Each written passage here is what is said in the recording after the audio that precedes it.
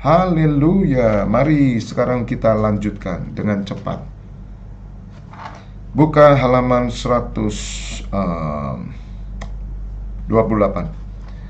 Saudara, kemarin kita belajar tentang penyamun. Kenapa Tuhan Yesus marah? Kita sudah mengerti, saudara, ya.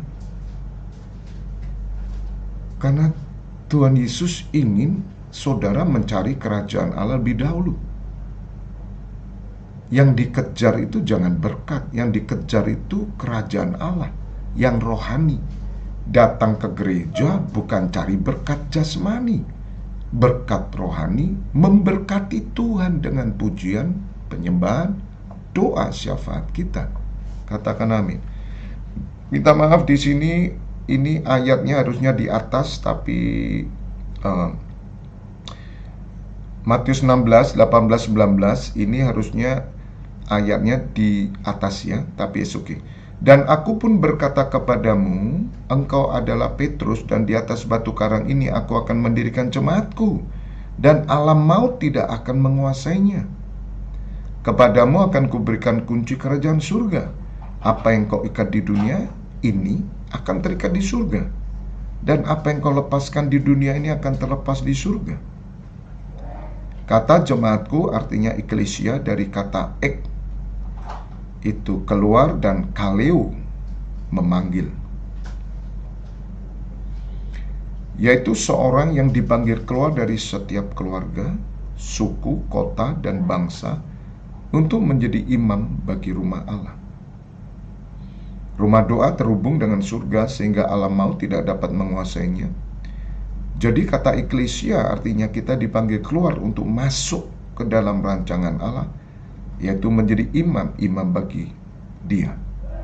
Rumah doa adalah rumah para pendoa yang melakukan tugas keimamatan. Rumah doa tidaklah sama dengan rumah penyembahan berhala, di mana umat yang datang berdoa untuk kepentingan pribadi. Gereja adalah rumah doa atau tabernakel di mana Tuhan Yesus sebagai imam besar agung yang duduk di sebelah kanan Allah Bapa, dan gereja sebagai kerajaan imam atau pendoa syafaat yang ada di bumi. Di bumi seperti di surga terjadi atas gereja Tuhan. Apa yang diikat di bumi terikat di surga, dan apa yang dilepaskan di bumi terlepas di surga. Katakan amin. Bapak Ibu Saudara, rumahku disebut rumah doa. Mengapa Tuhan Yesus berkata bahwa rumahku disebut rumah doa? Karena rumah Tuhan adalah pendoa. Rumah Tuhan bukan tempat.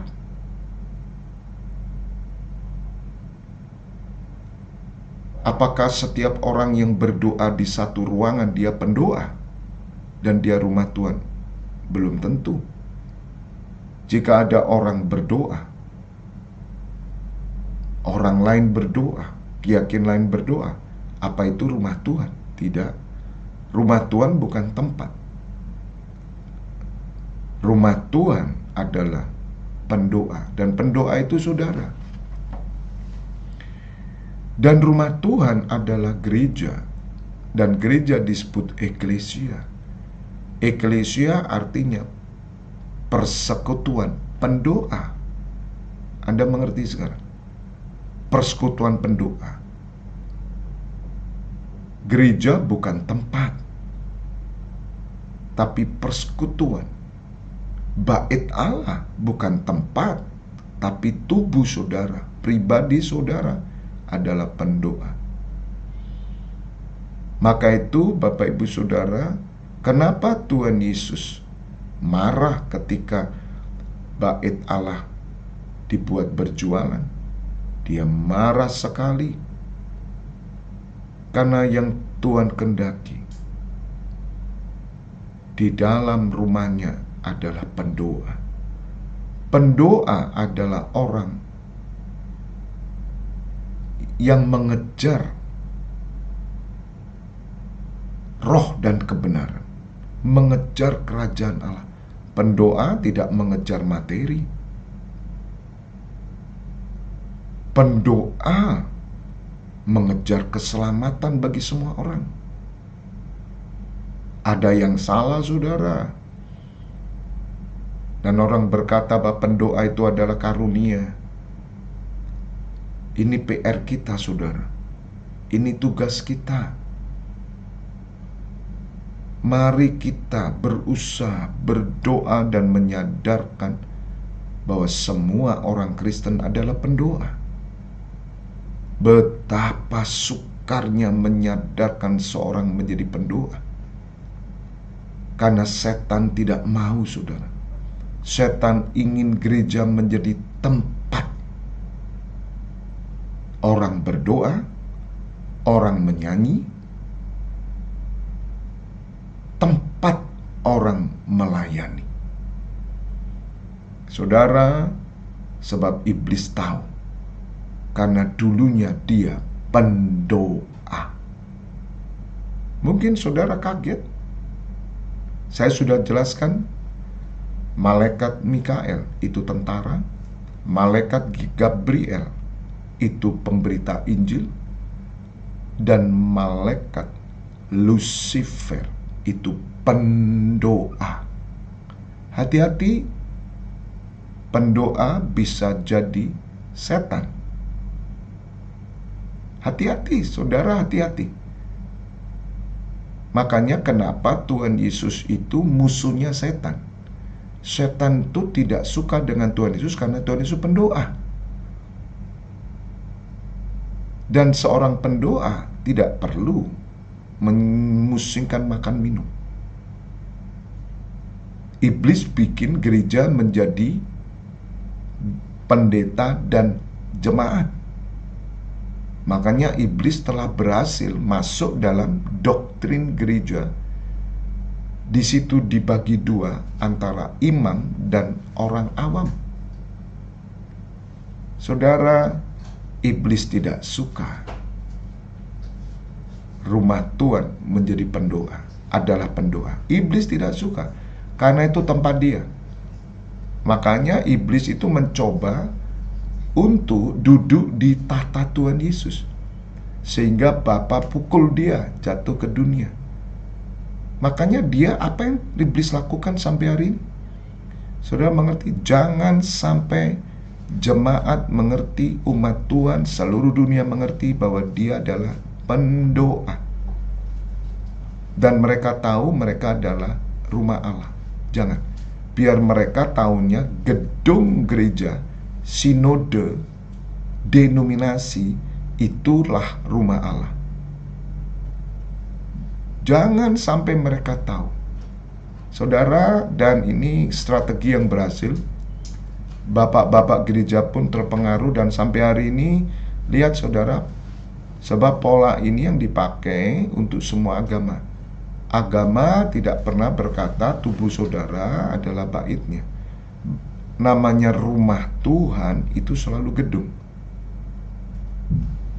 Tetapi bagi kita, umat perjanjian baru, saudara ditebus untuk menjadi pendoa, dan saudaralah rumah Allah. Dan gereja di mana kita bersekutu itu adalah rumah Allah. Karena rumah Allah bukan gedungnya, tapi persekutuan pendoa. Pendoa kawin dengan pendoa, anaknya pendoa, menantunya pendoa, cucunya pendoa, cicitnya pendoa. Dan saudara mengerti, seorang pendoa, dia memelihara hukum Allah. Dia melakukan tugas keimaman. Sungguh dalam, saudara. Apa yang saudara ikat di bumi, terikat di surga. Apa yang saudara lepaskan di bumi, terlepas di surga. Ada otoritas raja. Saudara punya otoritas. Makanya bagi seorang pendoa, rata-rata mereka sangat senang menyisihkan 1/10-nya bagi gereja Tuhan. Sangat suka. Itu ciri pendoa. Pendoa yang benar-benar pendoa. Sebab ada pendoa palsu. Pendoa yang benar-benar pendoa dia sangat suka memberi 1/10 bagi eklesia. Itu benar-benar pendoa. Dia dapat, mungkin dia hasil bersih dari dia mungkin berjualan kacang goreng, dia dapat sebulan 500.000, dia sisihkan 50.000. Saudara, itu pendoa yang mulia. Jarang sekali pendoa menyisihkan, karena mereka berpikir mereka sudah pendoa, tapi mereka tidak tahu iblis itu dulunya pendoa, dan iblis adalah malaikat yang jatuh, dilempar ke bumi, dan dia melarang orang berdoa dan melarang orang memberikan persepuluhan. Itu ciri setan, karena setan tidak suka persepuluhan, karena itu milik pendoa. Sebab berkat pendoa itu 90%. Luar biasa. Karena Abraham itu bapak pendoa. Jadi Bapak Ibu Saudara, persepuluhan itu bukan doktrin, bukan, tapi kebenaran yang kita mengerti. Itu bukan berarti saudara tidak memberi persepuluhan kemudian saudara tidak masuk neraka. Masuk neraka tidak. Tapi dengar, ukuran Tuhan itu bait, mesbah, dan orang beribadah. Anda saudara, orang yang menyisihkan 1/10, sungguh saudara, orang ini mendapat tempat khusus di hati Tuhan. Bapak Ibu Saudara, kita harus mengerti hal ini, supaya saudara memahami tentang rumah doa. Apa yang kau ikat di bumi terikat di surga, apa yang kau lepaskan di bumi terlepas di surga. Yang mengerti katakan amin. 1 Timotius 2 ayat 1-6. Pertama-tama aku menasihatkan, naikkanlah permohonan, doa syafaat, dan ucapan syukur untuk semua orang, untuk raja-raja dan untuk semua pembesar, agar kita dapat hidup tenang dan tentram dalam segala kesalehan dan kehormatan. Itulah yang baik dan yang berkenan kepada Allah Juru Selamat kita, yang menghendaki supaya semua orang diselamatkan dan memperoleh pengetahuan akan kebenaran.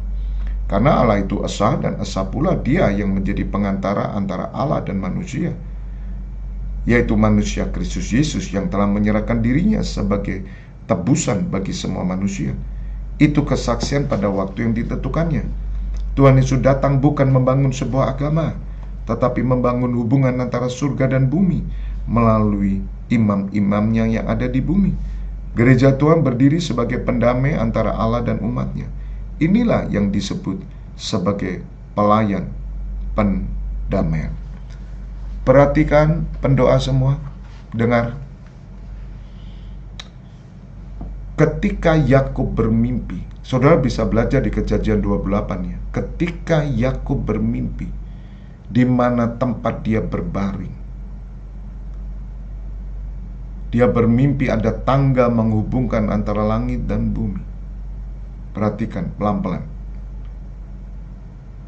Dan ayat ini konfirmasi dengan Matius 16 ayat 18 yang baru saja kita baca. Apa yang kau ikat di bumi terikat di surga, dan saudara bisa melihat rujukannya ini ke Kejadian 28. Dan Yakub berkata, sungguh dahsyat tempat ini. Ini adalah rumah Allah, pintu gerbang surga. Saya diteguhkan Tuhan, saudara perhatikan. Seorang pendoa, dia pegang kunci untuk membuka. Artinya dia pintunya juga. Pintu itu membuka. Seorang pendoa, dia menentukan mana yang dibuka. Anda harus mengerti, ada pintu-pintu di dunia ini yang tertutup dalam hidup seseorang. Tetapi ketika saudara berdiri sebagai pendoa, engkau buka. Nah, ada prinsip-prinsip untuk membuka. Saudara harus mengerti. prinsip-prinsip untuk membuka. Satu, prinsip iman. Saudara harus mengerti firman. Karena Anda diberikan otoritas, apa yang kau ikat di bumi terikat di surga. Apa yang kau lepaskan di bumi terlepas di surga. Sadarkah saudara? Pelayanan pendoa disebut pendamai. Saudara sedang memperdamaikan antara bumi dengan surga. Anda sedang membuka pintu. Tapi saudara harus belajar Alkitab dong. Kalau saudara tidak mengerti firman, maka engkau tidak dapat membuka. Saudara, semua yang tertulis di Alkitab itu kunci. Ada orang mungkin tidak mengerti hal ini, tapi ternyata dia sudah melakukan kunci-kunci untuk membuka. Contoh, perhatikan. Pengampunan itu kunci membuka keselamatan. Karena orang yang tidak mengampuni, dia tidak terampuni. Anda bisa mengerti?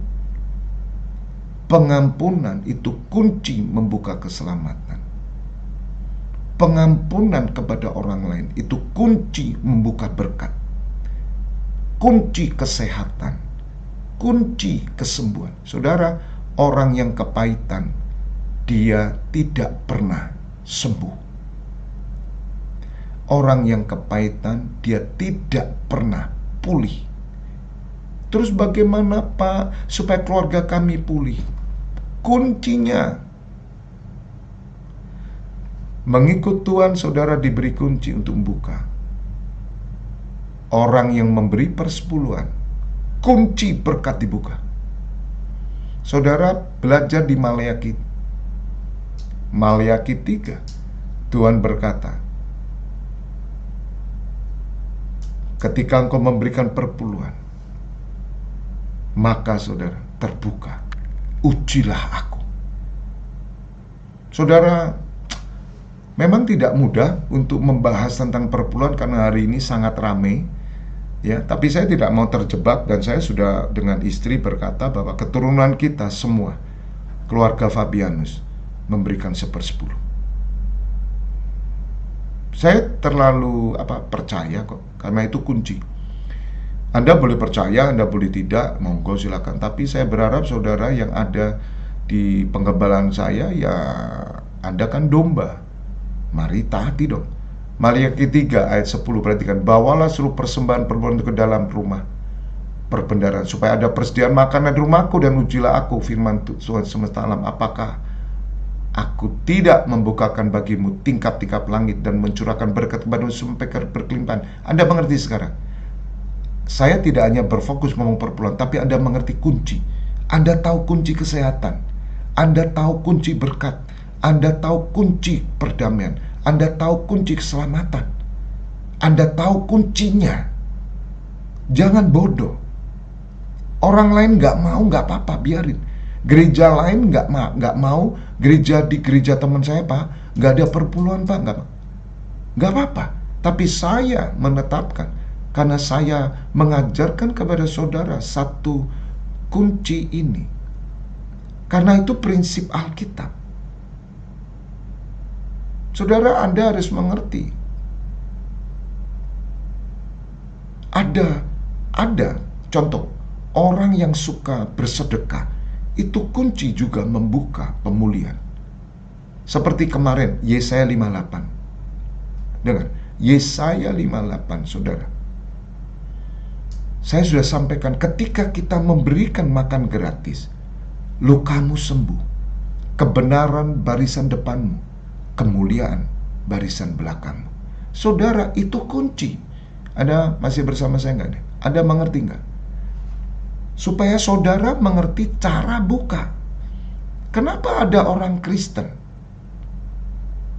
Kenapa ada orang Kristen yang dia tidak mengalami sesuatu pemulihan dalam segala bidang? Karena dia tidak mengerti kuncinya. Nah, bahasa kunci itu bahasa Inggrisnya how it's work. Cara kerja. Imam, pendoa harus tahu cara kerja membuka pendamaian, membuka pemulihan, membuka kesembuhan. Saya, dengar saudara, saya mengasihi imam-imam saya segembalakan, baik di JKI FLTF Church dan juga NCCI. Dengar, saya ingin berkat yang Tuhan berikan itu terbuka. Makanya saya ajak saudara, mari menabur. Nah, saya pribadi pegang otoritas keuangan. Saudara kan sudah memberi persembahan. Saya kelola ini untuk menabur, supaya ada berkat yang dibuka. Ini bukan bicara kemakmuran. Ini bicara identitas seorang pendoa. Karena saudara buka kuncinya. Anda yang buka pintu. Makanya kalau saudara belajar Kejadian 28, bukan kebetulan berbicara tentang persepuluhan. Ketika saya menyelidiki ini dan kemudian saya mengurut ke belakang, Bapak Abraham, dia ketemu dengan Melkisedek. Sebab keimaman Tuhan Yesus dari Melkisedek, keimaman kita dari Melkisedek. Dan ternyata Abraham pun memberikan persepuluh. Saudara, ini kebenaran yang ditutup setan. Setan sedang menutup pintu bagi imam-imam supaya mereka tidak membuka. Makanya saya melihat, saudara, ada pendoa yang tidak pernah memberi perpuluhan. Ada janda pendoa yang tidak pernah memberi perpuluhan. Kalau Anda bukan yang saya gembalakan, monggolah silakan. Tapi kalau saudara yang saya gembalakan, minta maaf. Itu surat Maleaki berkata, tolong Krishna bisa dibuka di Maleaki, dikatakan kamu pencuri. Saudara, waktu kemarin kita sedang berbicara tentang kenapa Tuhan Yesus marah, karena mentalnya pencuri.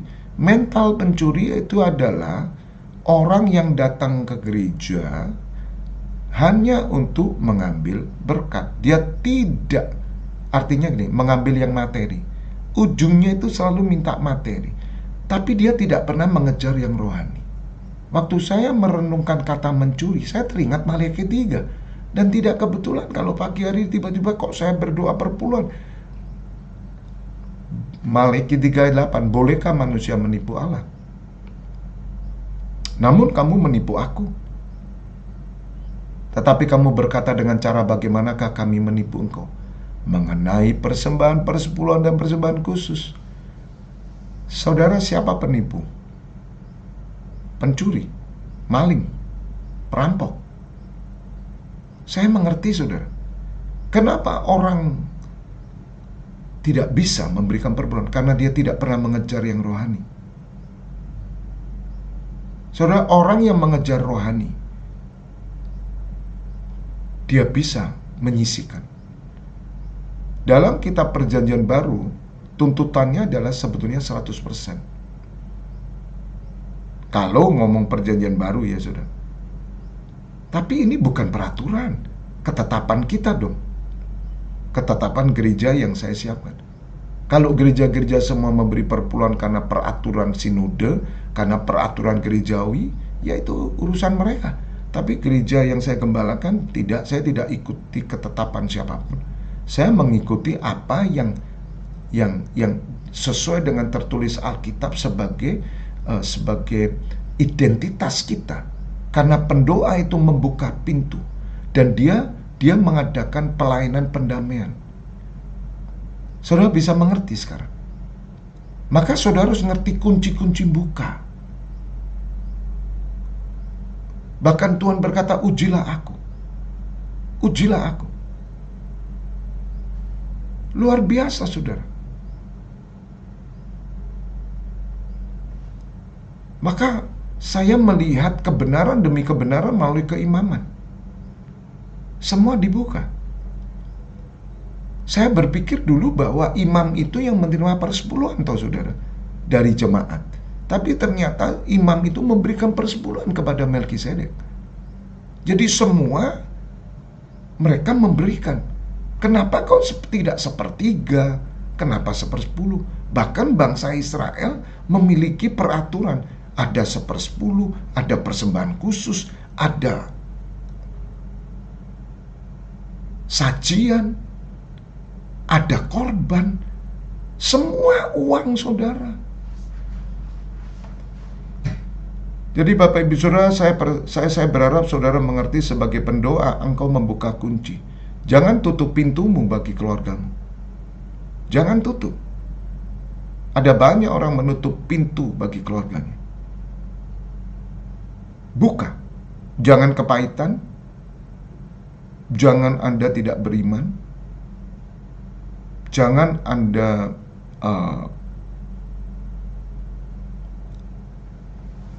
tidak memberitakan Injil. Itu bersaksi, itu kunci untuk membuka. Jangan Anda tidak menyisihkan 1/10. Walaupun yang Anda sisihkan 1.000 rupiah, 2.000 rupiah, karena Anda hanya mendapatkan misalkan 1 bulan 50.000, berarti kan 5.000. Saudara, 5.000 itu membuka pintu segalanya. Anda bisa mengerti sekarang.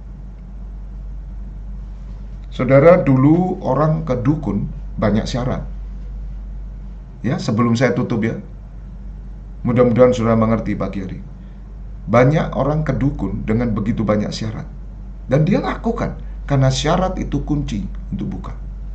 Naaman, dia kena kusta. Dia datang ke Elia. Dia pikir bahwa Nabi Elia akan menumpangkan tangan atau mengusir kusta itu. Tapi Nabi Elia berkata bahwa kamu mandi deh di sungai Yordan 7 kali. Naaman ini seorang panglima tentara. Dia bilang, apa nggak ada sungai di tempat saya? Sungainya lebih bagus. Bersyukur dia punya pembantu yang baik. Dia katakan, Tuan, kalau Tuan datang ke seseorang dan memberikan syarat, Tuan akan lakukan. Bukankah ini hanya untuk, oh ya, sorry, Elisa ya. Ya, saya teringat Elisa, Elisa. Bukankah ini hanya mandi 7 kali di sungai? Apa sukarnya? Kalau Tuan ke seorang dukun, ya Tuan pasti melakukan semua persyaratan. Anda mengerti sekarang?